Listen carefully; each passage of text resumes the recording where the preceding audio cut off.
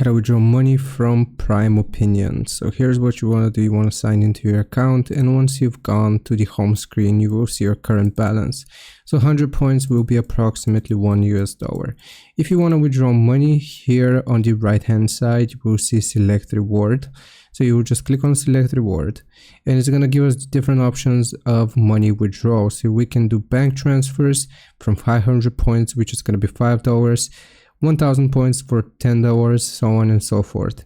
You can also do PayPal or Revolut or Venmo, and you can also get gift cards here for Amazon, Apple, eBay.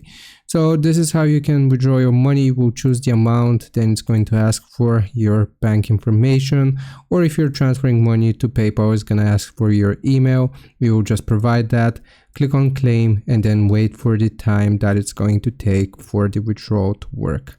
And that's how you do it. Hope this helps. Leave a like and sub. I'll see you next time.